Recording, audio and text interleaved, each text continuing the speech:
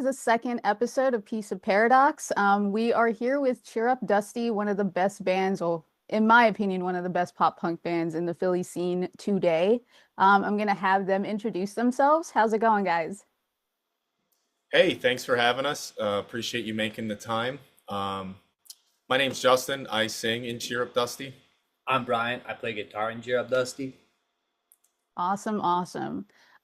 For people that are not in the know about Cheer Up Dusty, I'm obviously in the Cool Kid Club because I've been with Cheer Up Dusty for a while now. For people that haven't though, tell us a little bit about your story behind the band and how do you feel your identities have shaped and your personalities have shaped what this band has become today? So the band started back in like 2019. I had just left like a pretty bad situation. I left a band and um, I kind of just did one of the, like, fuck it, I'm just gonna do it myself. Because at the time I couldn't really even find people who wanted to play with me. So I spent that Common whole band occurrence, right? Yeah, well, like, I mean, I don't have a name behind myself, definitely not then. So it was just like I was just some rando, and I kind of just I made the first EP. Called in favors for a photo shoot and a music video and all this, and then we scrambled and played a show right before the pandemic hit. And then, during that era, it was nothing but live streams. But then that's when I met Brian, and then Cheer Up Dusty kind of at that point started to, And Pat. yeah. Well, Pat was always around, and Pat's just kind of down for anything. So, but it was like summer of 2020, a couple months into the pandemic. That's when I met Brian, and then we met up, and then we kind of started to flesh out really what the band was gonna become. And for a while, it was just me, him, and our bassist Pat. But then, we went through a few members, nothing crazy, but now we're solidified as a five piece, and just trying to make more noise, really. See, when we say teamwork makes the dream work, literally you guys are living proof. Um, I Yeah. know you guys are, you're from Philly, and for me, I think when I think about the Philly scene, it has a definitely a DIY kind of basement show culture that I don't think that you get anywhere else in the United States. And I think because of that kind of, close-knit kind of community that Philly has. I think in a lot of ways it creates this kind of intimate and kind of accessible experience that you really don't get anywhere else. So I guess for you guys, how did growing up in Philly shape that sound for you guys and your work ethic compared to maybe like if you were to probably start this project anywhere else? Oh, that's a good one. Yeah. I would say, right? Because like my first exposure to the Philly scene was just seeing how many great bands there are. And Mhm. the more you spend time in this scene, you realize, wow, everybody's so good. I suck. It's very humbling. Yeah. It is. You could walk in any venue at any weekend and just instantly be humbled. But that's like what makes it because before you create music, you have to love music and you have to be a fan and you have to love part of the community. And uh, one of the reasons of moving to Philadelphia, even in the beginning with a part of me as the transplant of the band, is that culture where I can, I'm like, here's a city where I can catch basement shows. There's all these great bands playing.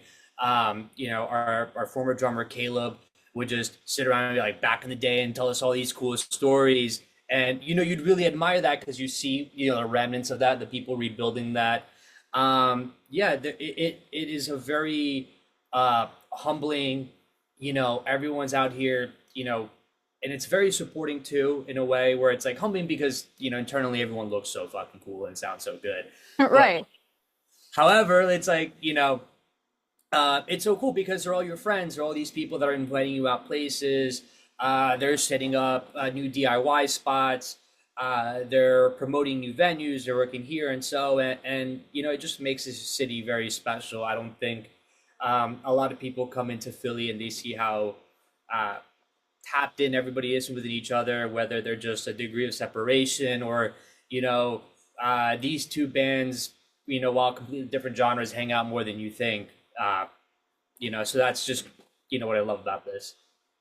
No, I definitely agree because I think there's something very, you look at bands from like, the Wonder Years to like modern baseball and stuff like that. And I think there's a different kind of element of sound that kind of comes with it's kind of like this kind of unmanaged underground sound that kind of comes from Philly that you really can't get anywhere else. I know people try to imitate it, but and maybe that's just me being biased because I'm in the New Jersey area, but like I just feel like when you listen to other bands from different other places, and that's fine, everybody has different sounds, but I think we definitely have a DIY kind of gritty aesthetic that nobody can really touch. And you guys hear that in a lot of the music that you guys are putting out. So, um, would you consider, I know you guys had a single, I'm not a therapist, I just play one for myself. I think even with, the title of the song to the lyrics, I think this is a defining moment for the band because you're moving from this kind of playful nature to more honesty and more emotions within your songs. What would you consider this new chapter of your band? So it's funny that you mentioned therapist, just because it's hysterical because that's the only song that we have where I didn't write the lyrics. Those were written by Mhm. our bassist Pat, and maybe I sh because you mentioned it, it's a good song. Maybe I should write less, is what I'm thinking. So, but and like it's like our nice long title one. I'm sorry, what was the question? No, and how the music, how we went from like, I think it would be due to the fact that one of the cool things about music is that uh, any song could hit you differently, or you could understand a certain part of it at a different stage in life, right? There could be a song that at 15 you hear it one way, at 20 you hear it a different, and then at Hmm. 50 you hear it completely other with, obviously the gain perspective and stuff like that. So in the terms of songwriting, it's kind of a way where, uh, at the beginning, it started out with like a lot of like, he described it as a scoping project. So kind of, humor, all that stuff that would go into original stuff. And this last year, I'd say would have been kind of like a more honest time for Dusty, just kind of being, you know, the entire group is going through their trials and tribulations, and I guess that would speak just of where we were at that point in our lives, and I think that's what would make this special and kind of something where when we put out the next thing or the next EP or record, uh, it's going to reflect different feelings from where we were at that time. I think that's the beautiful part of music. No, I think so too. I think, pop punk always has a unique way of exploring pain, much like your band has explored, many different deep topics, much like this single. And in a way, it takes me back to like I keep going back to the title. It reminds me of like the old days of like the scene where we had like these really long, drawn out titles. And it wasn't just a title, it was more of like a bit of a personal, conceptual kind of depth that kind of like bookended the lyrics. And I'm glad that you guys are kind of bringing that sort of like nostalgia back to your music. So for you, what inspired, I know you said that Pat wrote the lyrics, but I know it's also a collective effort when it comes to writing new music. What inspired this and how was this different from anything you guys had written in the past? Uh, well, I think with these songs, Therapist and all the ones we released, this is kind of our first Hmm. batch where we did do it collectively. Our Hmm. first release, like I just kind of did it and then asked for favors. The second one, Pat wrote all the music, and then I just wrote the lyrics and melodies and sang over it. EP3, was kind of our first like collective, but it was a lot of file sharing because of like scheduling. Where this one was kind of more like uh, just together. So I think this is kind of like the sound that Dusty's going, and it sounds the most organic. Plus, I did get to the point where it was like, hey, you have a feeling to this song. You have like, it wasn't like there was no ego in it, where everyone, it was like, what's gonna make the best song, and that's kind of what we did. Um, but with Therapist, I know from Pat, it was mainly about Pat's not in a lot of our videos. He plays live sparingly. Pat suffers from Crohn's disease, amongst other things. So, um, really? Oh, you're Yeah. kidding? Yeah. There you go. So he's limited, but he gives us everything he has, and it's tremendous. The lyrics are just mainly about his body kind of forsaking him and breaking down. But kind of what Brian was saying before, where you could listen to it and you don't need to suffer from Crohn's, or it could just be something mental, or it can be perceived in so many different ways. Well, while it was that for Pat, I feel like it can be a lot for other people. And I mean, for me personally, I've gone through a lot of inclusiveness and like emotional issues in the last 2 years, where to me that song is something completely different than what it was written as. So it's really just the eyes of the beholder, I think, right? Yeah. Hmm. And what's really interesting about that song too, when we were writing, right, and starting this new process, right, we were really eager to write. Pat is somebody we love, so uh, I was like, when I had the itch to write, I was like, hey Pat, let's write. And out of this batch of songs we dropped over the last year, not Stab, sorry, demo name. Demo name. There it is. The placeholder. That's awesome. There it is. Sorry, I'm so sorry. No, that is Uh, awesome. I love that. I love that. that was the first one we actually had written, like we had demoed before, the latest single, before Get Your Ass in the Van, before Simplicity, like before the one we're about to drop in the future. We wrote that one first, and Pat and I were kind of a mover.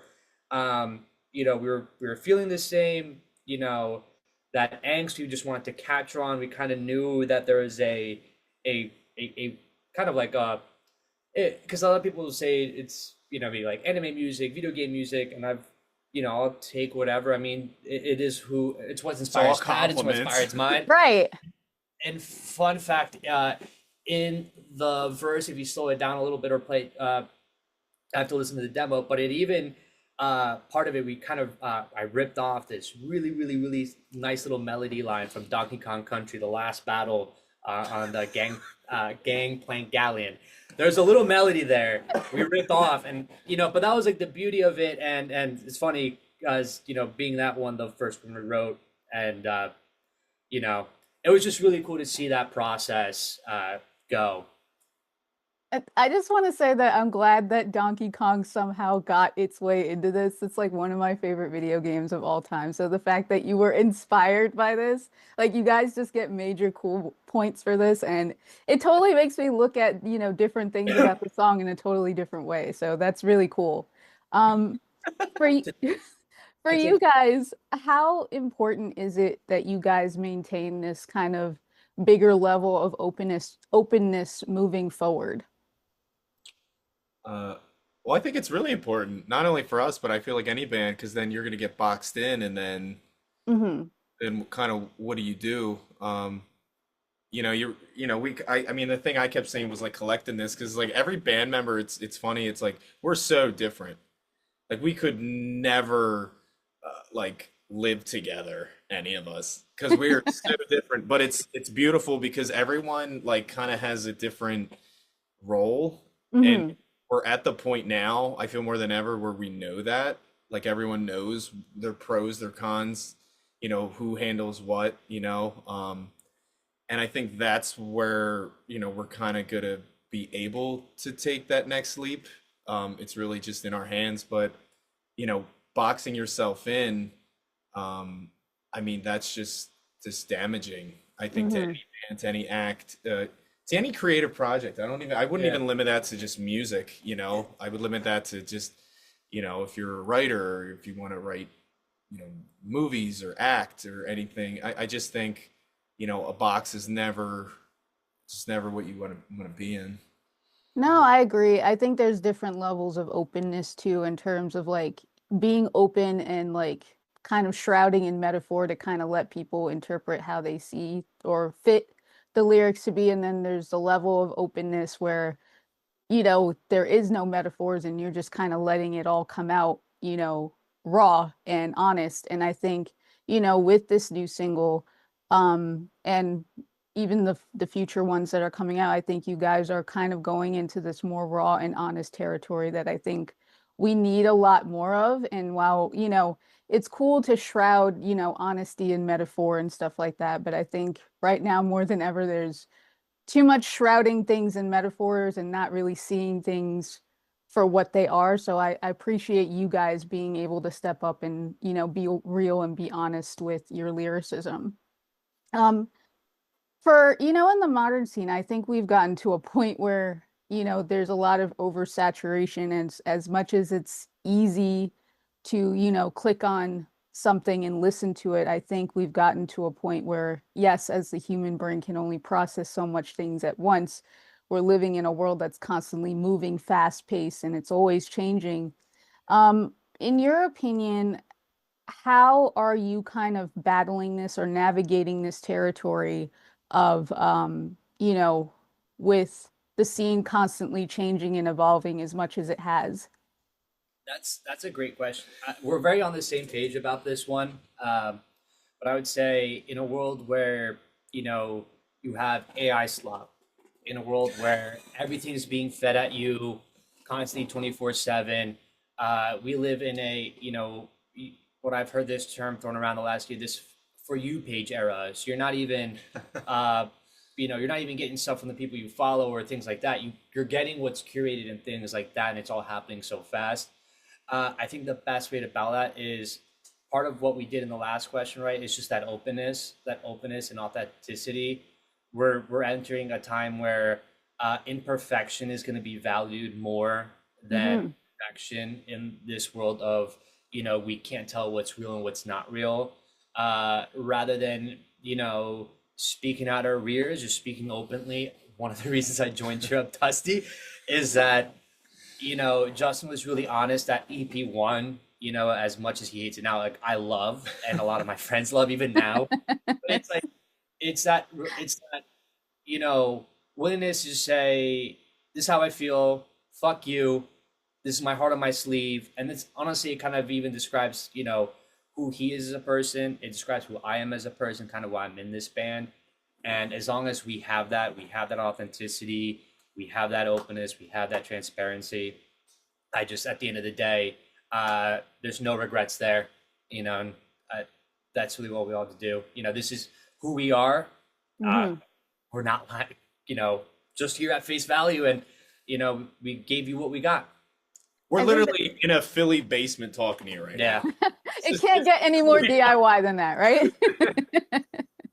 No, I think honestly that's a great way to put it. And you know, sometimes I think honestly that's what we need right now. With it, you talked about AI, and we're literally battling with machines over human honesty, and that's kind of crazy to even think about that, where you can't even tell what's real and what's not anymore. Like people can just download a freaking deep fake app and just make things, and it's just like, is that real? Is that fake? Or, even with music now, it's like people are digitally creating bands and taking Yeah. people's lyrics and voices and stuff. It's I've fallen insane. for it. I've Yeah. fallen for like I was DMing this one band. I realized they're not real people. This isn't a real, and I Yeah. blocked it. But I was it, and then I even had one on TikTok Yeah. just I the saw that other comment. day. Weird. I'm like, are you real? Like, 'cause Uh, it just doesn't seem real. Why is this even a question now? It's crazy because I think this kind of brings me into the next question, being like an independent rising pop punk band such as yourself.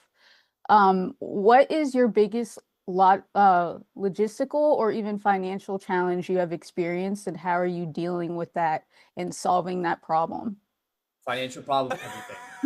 across the board every day. Bleeding across the board. When you're talking finances, the conversation we've had to just keep this going and to get money for the next thing. I mean, uh, none of us are like purebred influencers, but it's like, man, like we have to sell merch to keep going. It's just the name Mhm. of the game. But I'm not a salesman. Like it's very hard for me to say like buy this, buy, but I have to. Uh, Right. so it's like getting the comfortable of, if we want to keep going, we have to do some things out of our comfort, zone. And that is one of them.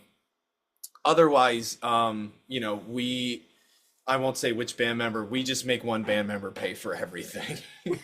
Um, and that keeps us going. In a cage, you just twist his nipple for money. But it's very hard. It is very hard. We split things. We do what we can. Everyone has responsibilities, bills, mortgages, kids, this and that. Mhm. But the only other thing I can say is we make it work, Mhm. and we will just continue to make that work. And the most important part about that is that, it's the one goal as, we all work together is collectively to have fun. We enjoy doing this. We love doing this. I don't know what I'd Mhm. be doing. Cannot think of a thing I'd rather be doing at any waking second other than stuff that's just with my guitar, with my friends, on a stage, in a practice room, here by myself. This is what I love to do. So, uh, you know, that's all we work towards. It's like, hey, how can we all collective as a team just make it so not a single person is falling behind too much, not a single person is running off without the team too much, right? Like the goal is that we all want to show up and have fun. Like that's fun. Right. Yeah, we'll stop the band if it's not fun anymore. If like we'll announce the last show and just we'll call it a day. Might not even. We're not even that But we're just out of here, Forget you guys. We're just done. Like push notifications, like new story from CheerUpDusty, and you click on it. It's like, oh, forgot this account exists. My bad. Anybody got recommendations to a good pizza place in Philly? And then it's that. Not one member was ever named Dustin in the whole thing. Yeah, God. Okay. So when it comes to, I know you, you say that selling merch is very important and being out there and just really doing, the work and getting your name out there. I think when it comes to building a sense of community outside of, the live shows, I think more than ever, we kind of spoke about digital things earlier, but, digital and social media plays a huge part in building that sort of connection, right? So, as an independent band, how has using social media like developed an advantage for you guys to deepen that sense of community for your band? Yeah, I would say while everyone, there's this trend over, last like when you ever talk to someone that, everything sucks nowadays, right? But the reality is we actually could not be in a better time to promote music right now. Hmm.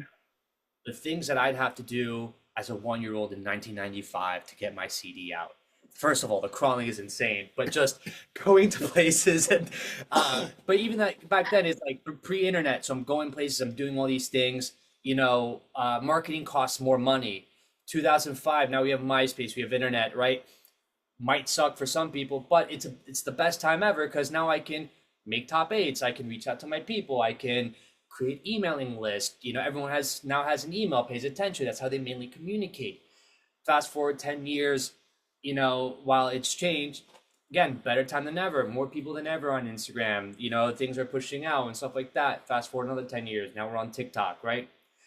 TikTok does this great thing for musicians where it's like the first 300 people that see our stuff have probably never heard of us. And that's how these algorithms or most of these For You page algorithms work. So the fact that anytime I can post something and I can see new people as opposed to, how back when Instagram did where I had to, convert you into a follower and then only then would you see my stuff. Right. I can reach you without you even following me. I can make sure that I'm posting every day, amending things so I could reach you, and that is just, times cannot be better for a band right now. And sometimes I even look at some of the really great bands coming out right now. I'm like, fuck, I wish I was 20 again, and I would Right. do the whole thing. And especially knowing what I Wish. know now, right? I wish, but the best thing I can do now is just grind like them, and Do the thing. we're all on the same level playing field. So just you know get to dancing on TikTok. No, I'm kidding, but but you get to like make videos and things like that. And over the last year, while we've explored different ways to continue to reach people and and grow ourselves after kind of spending a year trying to re-identify who we are. We've gotten some nice feedback from some people, and it's meant a lot to us. And then we've talked to some people who are like, you suck. And duly noted. And we're working on that. And we're working to kind of, It's like that meme where the dad, are you winning, son? Like, no, but some people said some nice stuff, so Yeah. it's fine. but I'm constantly trying. And then, every day, you meet somebody cool and they have something to share with you. And it goes back to that openness, right? Where if I was this like salty, bitter person, I'm just like, "Ugh," I'm never gonna get to be able to, learn the cool next thing that could maybe put me in front of two really cool new fans who may be chat with me every day. In the terms of community, and I know this is a rant now, but we have some people who talk to us every day, and That's pretty cool. Them reaching out to the CheerUpDusty account. I see them same people commenting on our posts every single time. Yeah, it's I know really who they cool. are by name. I make a note of you. I think about you every day. I love you. I care about you. I want nothing but happiness for those people. And that's what keep us going though. And I'm like the biggest, like, again, because I'm like a boomer, and I'm like the biggest thing. Like, I don't want to have to do this every day. I grew up, the MySpace era. I'm like, that was enough internet. It was a good balance. It wasn't. But then, you know what? I saw something recently from from Jarrett from Bowling for Soup, where I see a lot of bands complaining that they have to make the TikToks and do, and it becomes a little Mundane. yeah, and a little exhausting. He's like, pre-internet, we still had to do things. They were, you had to go around your whole city putting up flyers Hmm. on anywhere at skate shops and poles and wherever you could. Hang He's like, CDs, you technical were concepts. mailing labels, your press kits. He's like, it was the same but different to be in a Right. band, to get seen, especially when you have a lack of connections. Connections always help. Most of us don't have that. It's literally just creating, pushing, and sometimes you have to get what did we say? Like, we're gonna accept the cringe. If we gotta be a little cringe to get a little bit of the attention that gets the person eventually to the music, which is the whole fucking point of this thing. It is what Yeah. it is. So that's where we got, and I feel like now, like, everyone's on the same page with it at this point. Yeah. So. And then once we find those people, right, like I mentioned, those people are just the fact that they hang out with us, talk to us every day. Wouldn't trade that for the world. I We you just know, need more of them. I just Right. Because I told him, I was like, hey, if I pointed to a friend of ours, she's essentially a friend of ours, I was like, hey, if we had 1,000 of her, we'd be the most unstoppable best band in the world. I don't like the word fans. I like we have Yeah, they're we have friends. friends. Yeah. We have friends. Yeah, I love it. It's like weird to be like, I was like, oh no, she's a friend. She talks to me. If you're messaging us and we're talking every day, or I you're sound like a commenting us and we're nerd. commenting back, We're and not we're- Taylor Swift. Yeah, we have we're friends. Exactly. if you're like, I need a lighter, I'm there. If you're like, I can't get beautiful, call you an Uber home. I'm too dumb. I'll call you an Uber home after the show. I don't care. Fair. Just anything. Like it's just, obviously, we don't want people to kind of like take advantage of us, but it's nice to like just always have that friendship, and we want to do everything we can for these. And we're like ranting just because we love these people that support us. Like we truly like. There's Yeah. love there. It's there. Yeah, we you could mess with them, you mess with us. I speak for every Cheer Up Dusty fan to say that we love you too. Yeah, I'm not. So, You're Take that gonna make me personally. cry. You gotta stop. It's not like speaking of like it's that Michael Jordan meme, just like, and I took that personally. No, but seriously, no matter how big you guys get, and I think honestly, with the music that you guys are coming out with now, you guys are just gonna keep getting more attention. But ha seeing your fans as friends and continuing that, I think that's going to be like the biggest thing for you guys because you guys are so relatable. You guys are amazing with how you interact with your fans and stuff like that. And for you building that fan base, when you measure success, how do you, for you, I guess the question is when you look at success, what is the metric by which you measure that by? Ah, You want to that get first? What do you think? that's a You want to think on that while I answer yeah, that's first? a deep one, Because I'm going to say man. the PR thing first. You See, I know, told you I would be coming we with the both good thought about it. questions. You had to be prepared. No, no, but essentially, it is a question that every band should ask themselves, right? Because it's going Mhm. to be something that affects your mental health. It's gonna help you keep going no matter through, right?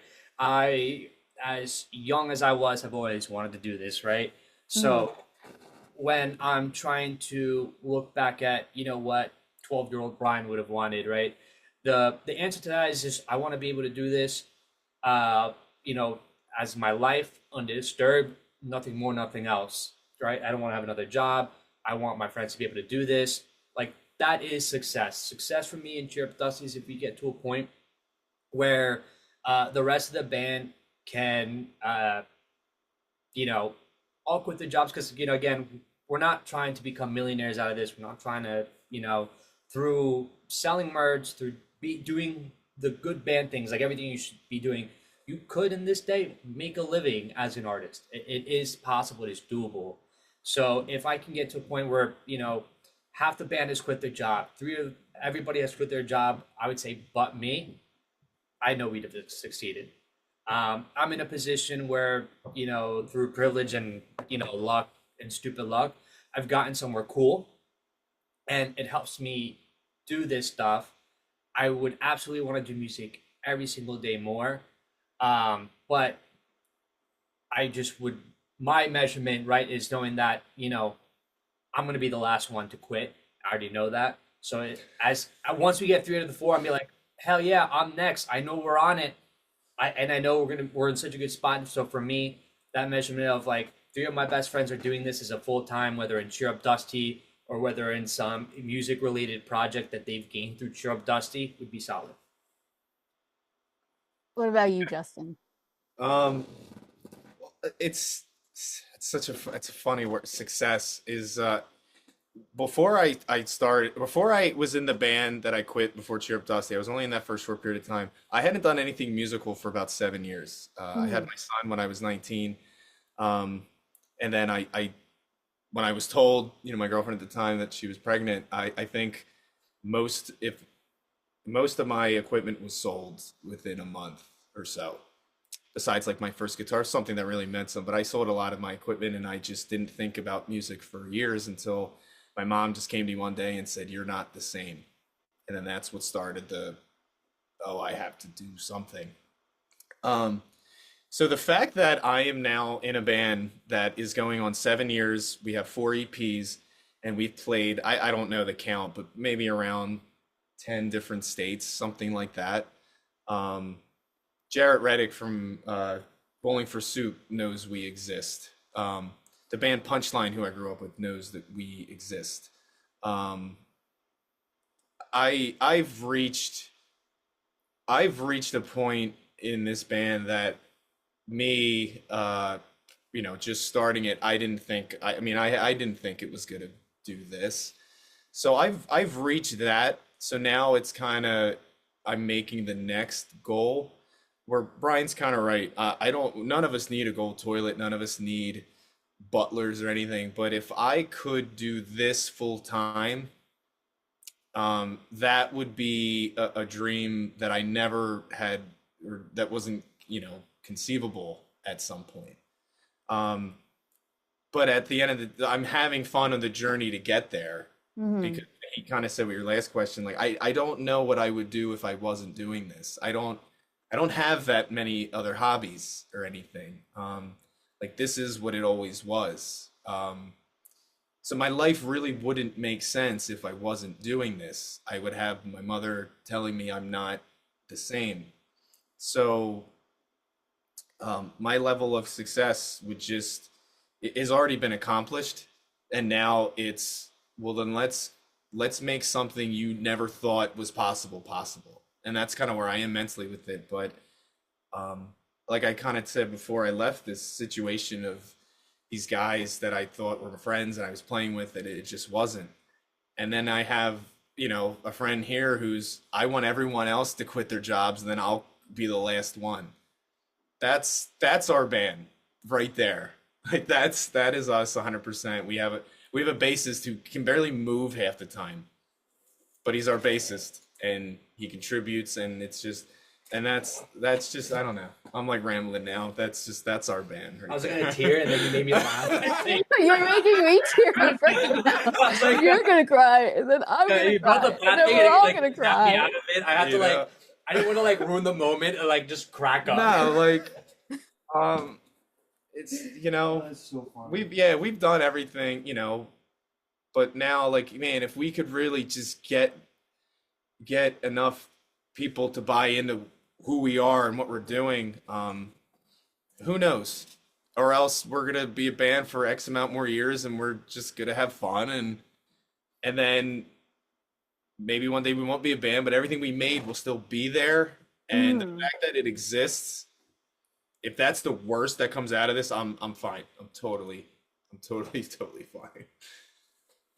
That I'm kind of glad that you brought this up because I was reading an article and there was a line that stuck out to me where it said, when we venture into the past, it's because something in the present is missing in that element. And when I read that, I kind of thought about, pop punk in 2026, much like you guys, there's been a lot of like nostalgic revival and, balancing old with new. And it's a genre that continues to be shaped by not only DIY, but, a lot of what's came before it. So for you, what would you say um, defines you guys in 2026 as a pop punk band? What's the question? What defies us as a pop punk band in 2026? Hmm. Um, I would say I'm trying to find the right word, and I'd give it a mixture of, um, like I don't want to be like corny or anything, but be corny. It's like okay. Corny's good. I'd say like what's going to separate us is absolutely drive, Hmm. tenacity, and like just honestly, if you want to sum it up in a phrase, I'd say for the love of the game. Because that's why we do it. We don't do it any other reason. A lot of bands, I know I've seen bands start things and fizzle out because their goals weren't defined. But we're all psychotic. We're losers. We do it for the love of the game, and the I'll remember to edit that out. I'm just kidding. no, yeah, like Emphasize it. emphasize it. We're losers. um, but it's like it kind of comes down. It's like I want it more. Like if I'm looking down and I'm looking, at when I'm working or when I'm doing something, it's like, I was raised, by my immigrant parents to be like, you can't always you can't be half in, half out, right? It's Hmm. life as a doorway, right? You either have 2 feet in, 2 feet out, right? I've got 2 feet in at all times, and I'm only looking that way. So, what's going to separate us from that is just that focus where, you know, we're focused on what we love to do. This is who we are, that raw honesty. We're going to present ourselves, you know, like that. We're going to do it to our best. And we're just, in that kind of just angsty, just pop punk way, where just like, this is us, this is who we are, we're here. Um, For you guys, where do you see the biggest creative opportunities for pop punk now, and how have you grown personally and musically from those opportunities? Well, I think the opportunities have always been there. Well, obviously pop punk had its heyday, if you want to call it the late 90s, early 2000s, and then it's like a roller coaster. Then it dips, and then in like the 2010s, that's when you had like the Neck Deeps coming out, you had the Knuckle Puck, you had like Moose Blood, you had like, the pop again. And then it kind of goes quiet again, and then I feel like the next pop, pop and pop punk is like it's happening again now when you're kind of just integrated in the scene. I guess to me or to us it really doesn't, like the pops, but I guess I'm talking about like the outside world. Right. uh, but I mean, we're kind of, I don't think we're gonna define ourselves as a pop punk band forever. That's what I started a pop punk band. Of um, course. that is what I've always listened to. I think how I write will always reflect that. But I think we're on the beginning of like a maturity thing where I don't see us maybe being defied that forever.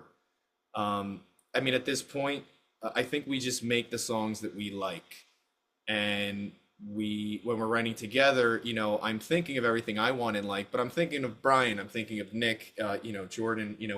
We just locked ourselves in an Airbnb a couple weekends ago and just we're writing. And um, is it pop punk? Sure. But like I said, I don't think we go into songs saying we got to write the next big pop punk song. Right. No, we were just sitting on guitars, maybe drinking a little bit, and calling each other awful things comedically, and we're just, and it just coming. So, To but be again, a fly on the wall in those moments. No, you don't know. But yeah, that rings true. I think one of at a lot of the bands that lately I love that have had success, have had that a point where, right, it's like we can try out, we can go in there and try to do make the best pop punk in uh something that's in the style of state champs that makes you think you're like, hell yeah, this is the next best song, but this sounds like this is like state champs, right? But the thing is, state champs is going to be state champs because that's who they are. They've already come out and do this. So I think like every band is understanding that it's like, hey, we gotta, you know, we're not gonna be trying to be, we're not gonna be modeling ourselves after these huge bands that we've loved. We need to find out, like Justin said, right, what we love, who we think about, right, and then create that what we like in a way. Everything else will pour out, the pop punk influences. Certain artists or certain flavors of pop punk might come out in these instances, but creating something that rather than being like, hey, this is classic pop punk in a way where uh, I can put like 50 different singers on it. It's like, yeah, it's that one 2000 song, right? But in a way where it's like you hear it and like, yeah, that's Cheer Up Dusty, in a way in the Philly scene where a lot of our friends are playing, right? Like, you can put a song and be like, yep, I know that band. That's this. That's them. That's that. Yeah, Like, we that's a just good love goal to this have. thing. I'd like it where someone's like, "Oh, that sounds like Cheer Up," or like kind of what you're saying, like, "Oh, we wrote this pop punk song. It's very state champsy." I'd like a kid to start a band, suck for a while, and then write a song, and then our name with the Y at the end. Oh, that's Cheer Up Dusty. E. Yeah. That's another goal. That would be fantastic. And then he's gonna do that for 2 years and realize, I'm gonna be myself, and then he's gonna become the next, like, and then the cycle Well, continues. kind of. Exactly. It's inspiration. Taking inspiration is okay. Modeling off another band is not. There, Right. there's that line there, and I feel like we don't try to sound like anyone else. But again, I listen to what I listen to. Brian listens to what he listens to. Nick, Jordan, Pat. So it's gonna come out. But it's Hmm. like if we get enough ingredients in there and mix that bad boy up, then it's Cheer Up Dusty. And then, Hmm. like I said, I would love it if in a couple years some teenage kids get into a garage and get Yeah. their $100 Squires together and model themselves off us. That'd be cool. Or not model. inspire. Sorry. Kids, if you're hearing this now, get your guitars now and write a song about them. Yeah, Just tell your just do it parents. now. That's the Just do next. it now. My son's 15 in May, and I have to save up to get a drum set for him because that's what he chose. So At, That's four, awesome. at 14, I made my poor mom drive me up to Newark, New Jersey for our first show. Newark, the murder capital of New Jersey. It was this really weird setup. It was just like all these parents and just like a bunch of chairs. It was just so weird. But again, 14 years old in a weird seat. Sorry, it's my cat. It's okay. Hungry. The cat's welcome too. But I like that you kind of have brought this up because I think with pop punk, it's always been kind of like a break-in genre for other realms of rock, so to speak. And yet, looking at this discussion about, mainstream success versus, a deeper network of passionate, independent micro scenes. Um, in your opinion, where do you think pop punk is finding more success at currently? Ooh, that's a good question. And I want to ask, uh, in what way? Like in a social way, in like a mainstream way. Just a Um, question a little more. I guess like even it could be either or, but I feel like when you look at a lot of mainstream bands, Yeah, there's things that separate them, but there's always what's always hot in the moment. And then you notice that bands start to slowly sound like that sound and it starts to go into tunnel vision. like Demi Lovato on that one album that she put out was really awesome. It was like a pop punk album, and then she stopped doing that, and everyone was like, "Why?" Exactly. I missed It's that. She had a really great album. it Well, was a great album. if we're really talking about true pop punk, I think we can all agree Machine Gun Kelly created pop punk in 2020. I think it's my downfall. Listen, I'll have Machine Gun Kelly know. We had a few people from his show stop by our show first. So the I next time, if you want to combine ticket sales, Machine Gun Kelly, you should hit us up in pop. Philadelphia. Yeah, these are all jokes. I hope no one takes any of this serious. But pop punk needs to do a solid for ska. I love ska music, and ska seems to Shout out uh, Kill Lincoln. you know, ska seems to not be talked about so much, and I don't want to say it's dead because I don't want it to be, but I think we got to help our buddy ska. I think Millington and Keep Flying, and well, Keep Flying's more of a punk band. We, But they're really good. yeah, but Shout they're out really them. Shout out Millington. yeah. Shout out Kill Lincoln. What is it? I just think it's a genre now that's not. I don't think it's gonna die. Ska Network. I don't think it's gonna go anywhere. But yeah, it had its pop. But the thing is, us bands, who, if we want to classify us as pop punk, we can't give up.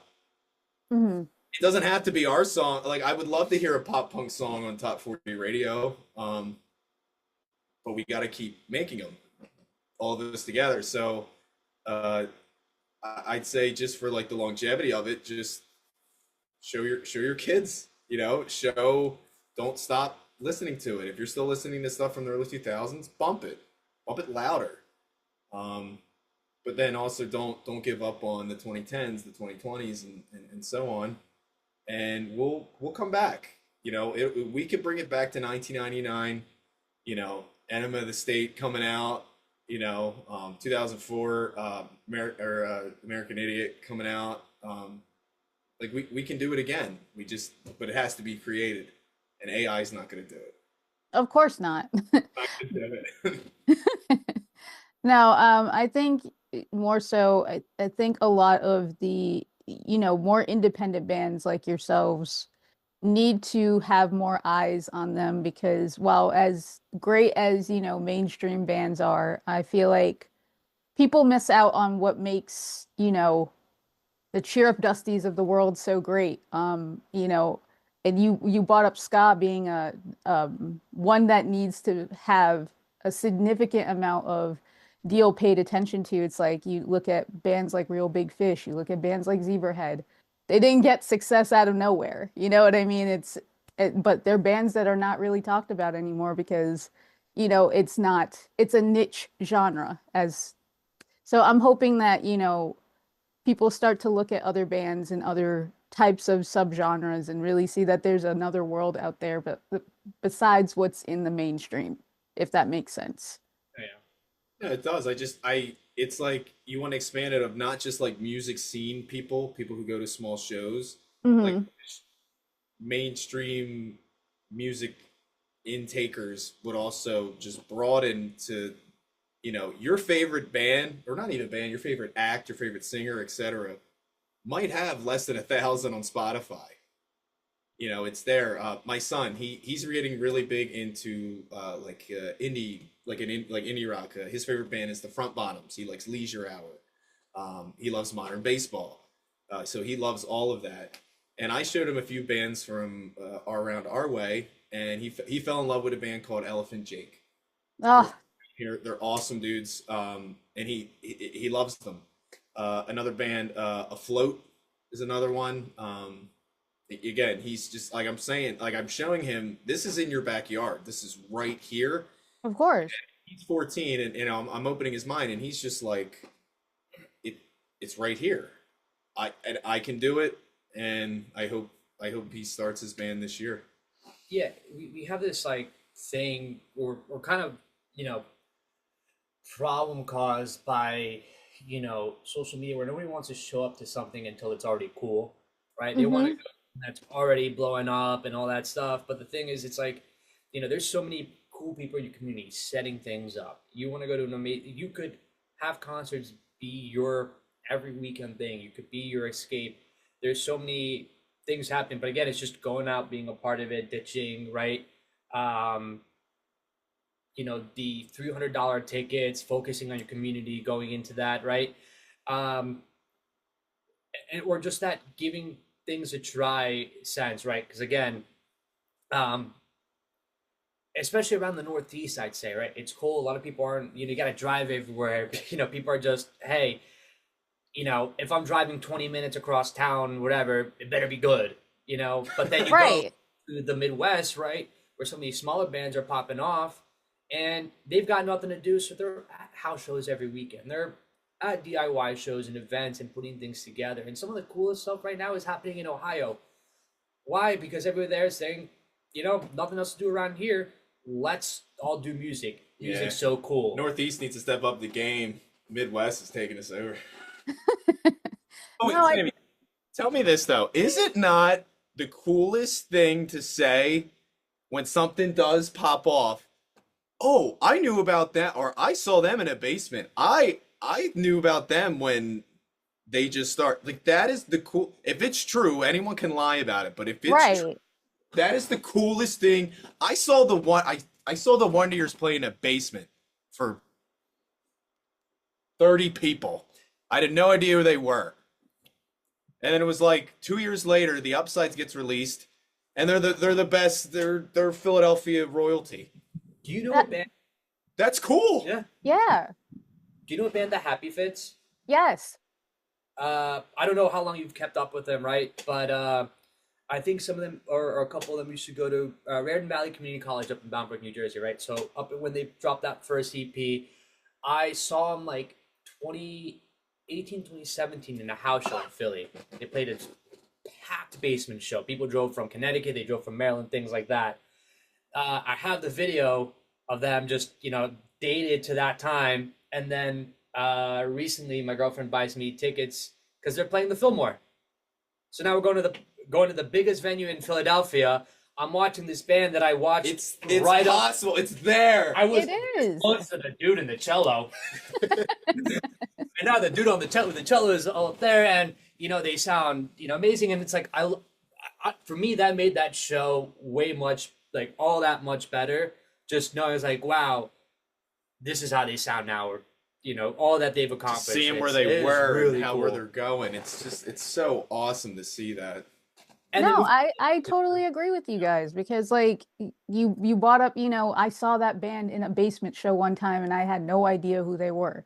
Like I think right now at this day and age, everybody wants everything so fast where you can just click on it and be like, okay, this is I can listen to this here and that's it. But what people are forgetting is like people like us that have lived in the early 2000s we never had any of that. So there was more of a reason to go out and say, okay, I want to see this band. I want to see all these things because I may never get that chance to ever see them again. Like, I think that needs to be brought back now more than ever to have kind of more of those moments of community and, that intimate relationship we were talking about earlier with bands because there's only so much, streaming and internet can give you. Like all the Spotify's of the world can't give you a live show experience. And I think there's something to be looked at when we're trying to figure out, where pop punk or really any, music genre is going. And, it's all about the live experience and connecting with your fans in that way. I got one more for you. Do you know American Authors? This is gonna be Yes. the day of my life. Hmm. I played with them in high school, my high school band at a bowling alley, and they were called the Blue Pages. No And way. like a year after that show, they changed their name. I think they had a little one or two personnel change, and then they they just went up, and That's crazy. yeah, like and it's just I don't know. There's just something very cool about it because obviously I don't know them personally, but like I'm like this microscopic piece of their story, and Kelsey, I just find that shit's just so cool. my girlfriend's cousin is his trumpet player, Girlfriend's house. and nice. Fun fact, actually, because he just brought him up, he played trumpet for American Authors in Warped Tour 2017. He was touring with Save Ferris, Oh, and nice. and then American Authors had him do a set in 2017. That was really funny. That's So it's sick. just like, oh wait, That that is Blind sick. Persona was at Warped So Tour. I didn't meet Brian until 2020, so that It, we see, it was all meant to interconnect somehow. that's 3 years prior to me even meeting him. So that's Yeah. yeah, that's pretty cool. One band did it all for you I didn't even guys. know he knew that story until now. Yeah, and that we just showed the beauty of music right there. Like, all in just a matter of that 2 minute response. Like that's amazing though. But few more questions. I think also what makes, the Philly scene so great is that it's so diverse and, it's inclusive. And I don't think I have ever seen a scene that is more of a melting pot. Maybe, maybe New York City. I'll give them that. But like there's a melting pot of different kinds of bands in, within Philly that you can't get literally anywhere else. And I keep stating that. For you guys, still within the scene, what responsibility do new bands and even older bands that are still within the scene have to the scene to keep that diversity in not just pop punk, but in rock going? You are right about that. I feel like there's new bands just every day. I feel like I hear a new like Philly band I haven't heard before. Hmm. And you're right, like it is very diverse and there's very like certain sections and groups. Um and it's kind of just about, making your way, around these different, like these different groups and being part of it. Everyone you just want to be part of it.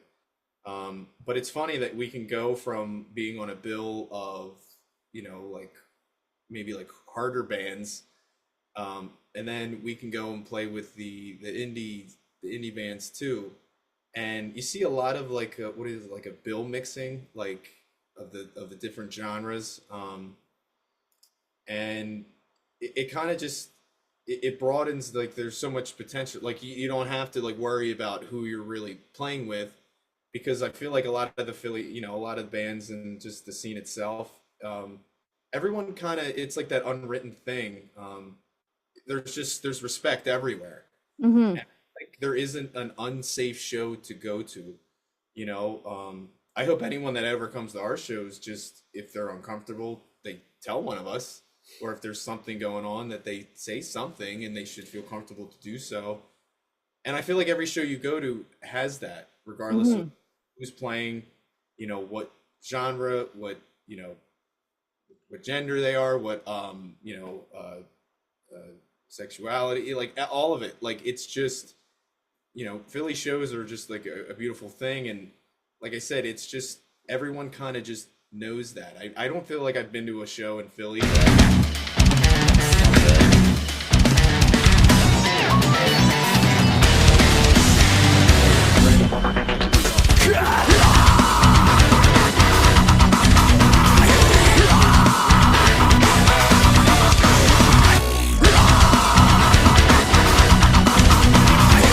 The cool basements that are being able to use, and then post graduation starting their own venues at their own houses and things like that.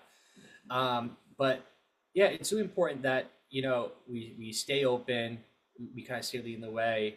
I am not from this country, Hmm. uh, and my experiences as an immigrant, growing up an immigrant, being formerly undocumented, things like that, that really kind of shape your aspect, right?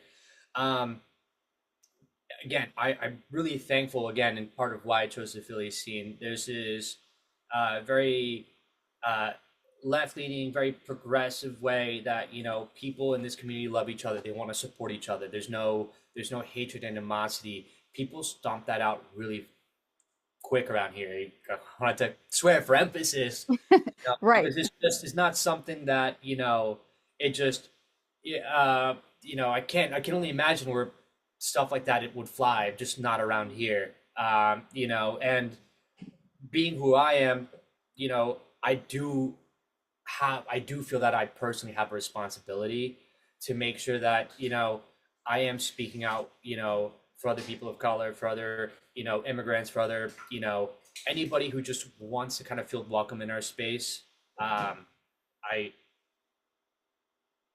It's not something that it's not a responsibility we take lightly, and being part of the city is something that for everything it gives us, it's the very least we owe back, is to make sure that people coming to shows are safe, they're having fun, everyone is respectful of each other, and if someone does cross that line, that we take care of that quickly. It's our responsibility. It shouldn't be a victim's fault. It shouldn't be we shouldn't leave it up to sketchy owners and people get involved. It's up to us as a band to just jump right on there first. For you guys being a band for 7 years and now, with new music coming out pretty soon. I know we were just talking about the single and the other one that's coming out in the future. What is something that you learned about yourself personally or either as a musician? um so we in the last like 23 part of 24 we slowed down considerably because I went through a very big mental issue. I don't, I went very reclusive, and I had spent probably what I thought was going to be maybe 1 or 2 months turned into a little over a year of just kind of keeping my head above water. I was just trying to work and just get through every day, and it slowed us down quite a bit, more than I really even want to admit. So while we're a 7 year band, sometimes it feels like 4 or 5. And then the last year, these releases, I feel like we had to come back a bit and just get reacquainted, kind of like restate, like, hey, like we exist, we're still here, we're still, Um, so, but then in doing that, I think we learned, kind of going back to like the Philly aspect of it, like we'll be bloody, we'll be close to death, but like we're still here.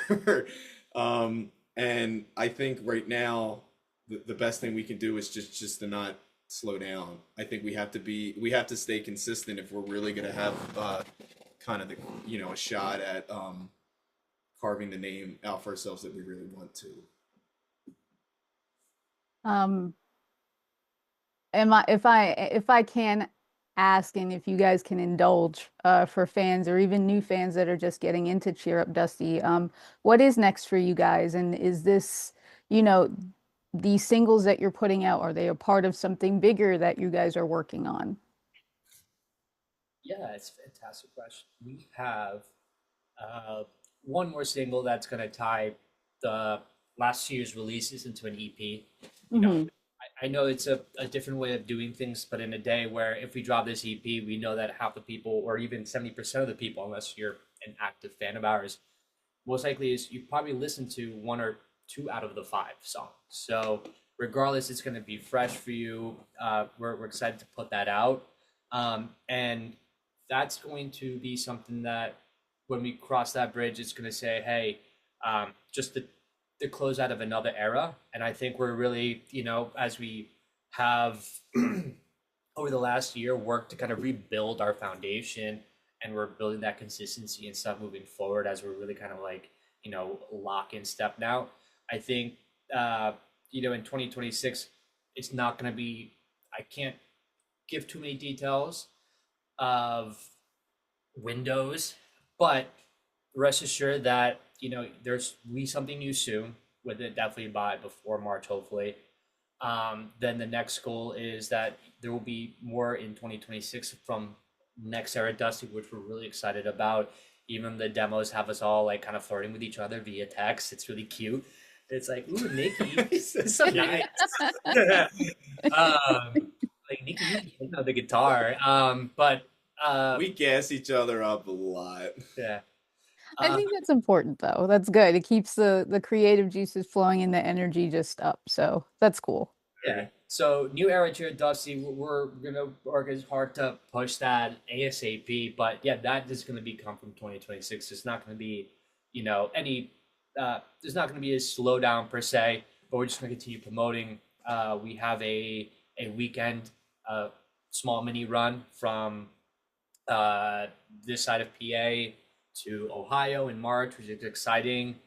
Uh we have a couple of shows with some homies that we've really been, man, I would have loved to play with them in last year, right? But uh, LOL, it's Leah, uh, Dead Wrong, uh, who else? Main Street Detour. There's all these cool names just off the top of my head that we wish we could have played with them last year. Now, uh, can't give you dates, but they're gonna be on this year, and it's really exciting. I just don't. There'll be some more fun stuff to come. That's awesome, guys. I want to thank you guys for coming onto this show. Much like you guys, I've been building this project literally since 2021 during the pandemic. I wanted to create something for, new artists and even, niche artists that are trying to find their way in the scene. And, Into the Void is very much that place where I want bands to be able to tell their story and to be able to just, you know, have their story being told the right way. And I think that's very important with this show. And, whether it's a review or just a posted written interview, I think it's important that, you know, artists have that sense of autonomy. And I think that's what this show is all about. And I want to thank you guys for representing that on this episode. No, thank you. Just for the like, we reached out to you, Yeah. because we wanted to talk to you. You know, uh, anyone who does a podcast and or just does any type of thing of music promotion or anything, we appreciate being given the time and the light of day because all you have is your time here, and you didn't have to talk to us or anything. So we appreciate it just very much. Thank you. Awesome. Um, for everybody that's watching, you can either watch this on YouTube or on intothevoidmusic.com. If you want to reach out for reviews, interviews, even this podcast right here, feel free to message me or even contact me through the website. I want to thank Cheer Up Dusty for their time here, and we'll see you guys in the next episode. Thank you.